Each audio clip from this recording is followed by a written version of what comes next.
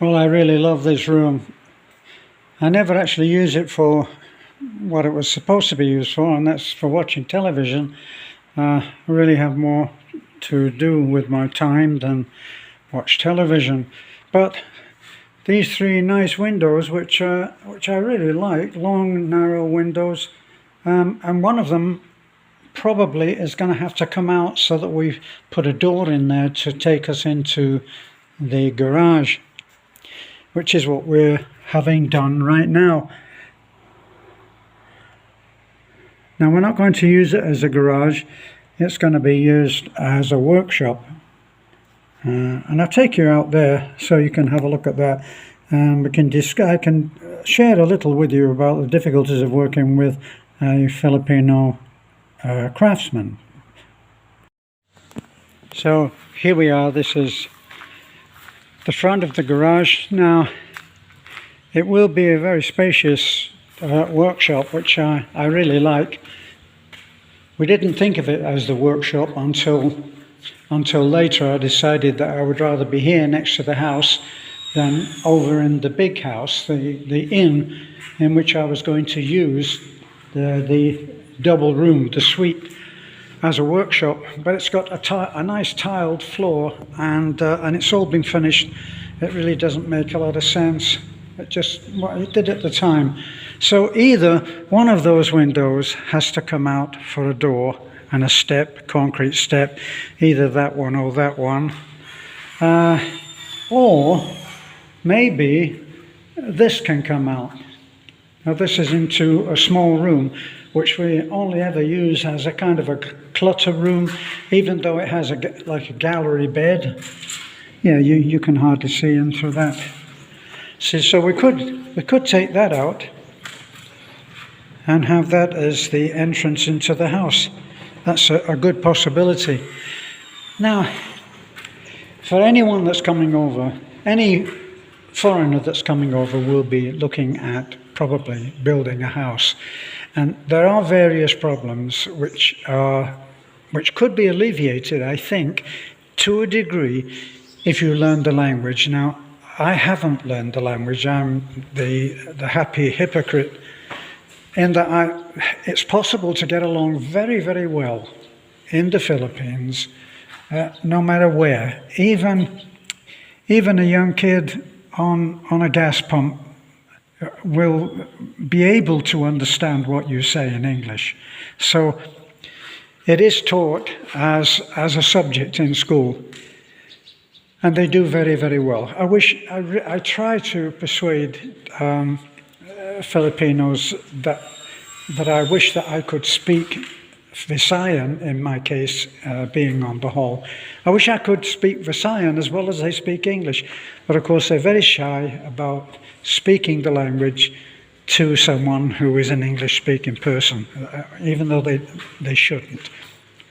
Let's get back to what I was going to tell you about, and that is the problems that can occur, and they're based in something that's very important, a very important aspect of the Filipino psyche, and that is to be non-confrontational. That doesn't mean if you upset a Filipino guy, he's not going to put you on your ass, okay? But it does mean that in normal, everyday life and living, they tend not to want to confront. So with children, they don't want to say no. They don't want to say no to you. And so if you, as in the case that I put this case to our viewers a little while ago, that Lovely was watching me. She said, what is that you're eating? Is it delicious? I was making some oats. So I said, well, would you like some? She said, yes. So I made a small bowl of oats, and she didn't look very courageous when she was trying it, as if I'd almost tried to poison her, right? And I kept an eye on it, and I saw that the bowl of oats that I made, small as it was never consumed. So I said to her, Lovely, did you didn't like the oats? And she said, yes, Daddy, it was delicious. I said, no, now it couldn't have been delicious because you didn't eat it. Yes, it was delicious. Yes, I liked it. Yes. I said, darling, you don't have to be afraid to tell me that you didn't like something. This is all a matter of taste. No, it was, I couldn't get her to admit that she didn't like something. I said, but if you don't tell me that you don't like it, and I hadn't seen the unfinished bowl, I might make some more again for you. Well, it was pointless. I couldn't get through to her on it. And this is how it is. Now, we didn't have the money to go for this whole thing, right? Because what's going to happen is, it's going to have two fixed panels here, right? One panel there, all glass, one panel here fixed. And in the middle, it's going to have sliding doors. So the sliding doors will open either way, so you have a nice big clear opening at the front of the shop.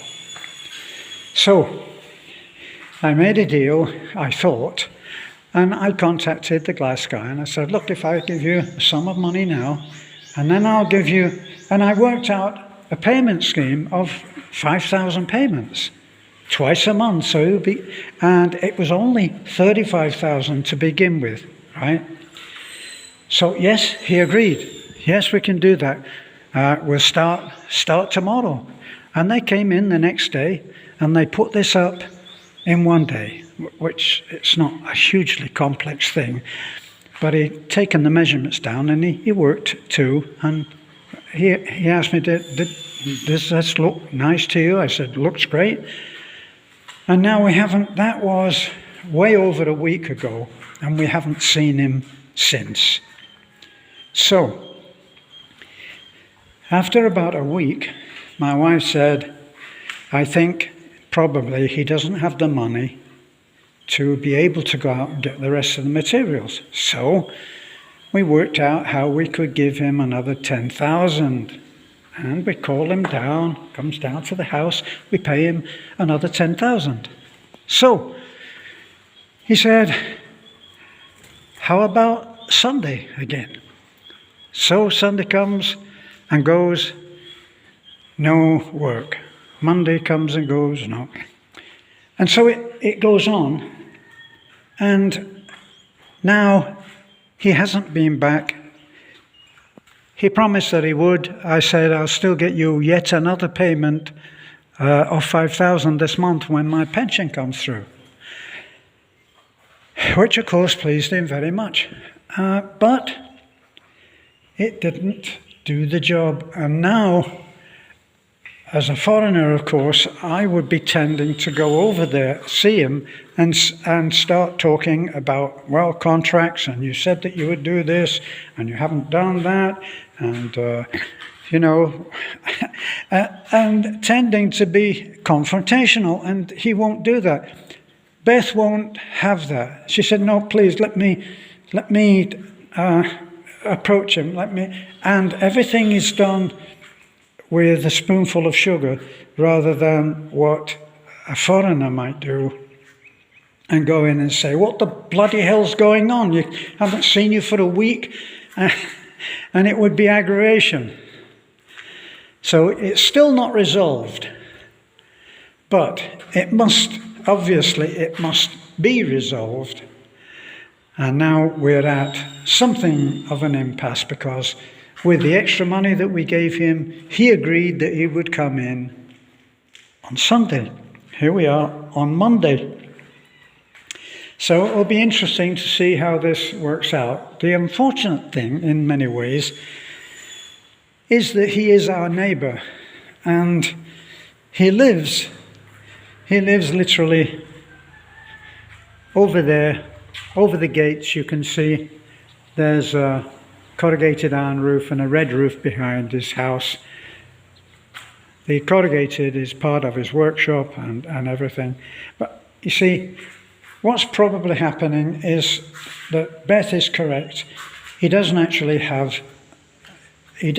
the finance to be able to store to take in stock. So when he gets a job, he works out what it will cost him to meet the needs of the materials. Then he charges a down payment, which is all good building, normal standard building practice. Go out, get the materials, come back and start the job. When the job is finished, unless it's a very long job, he perhaps might want a draw, which should also be standard building practice. But when he doesn't have the money, then now we're wondering if he has used the money and still doesn't have the materials.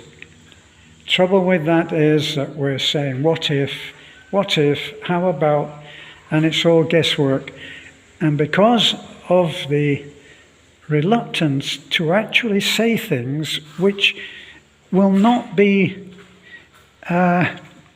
it won't be well received by the customer, are we going to be able to get to the actual truth?